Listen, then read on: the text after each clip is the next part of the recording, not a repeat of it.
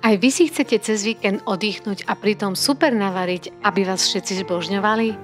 Tak určite si nenechajte ujsť tieto domáce japonské teriaky kuracie stehná, na ktoré vám postačia len 4 suroviny.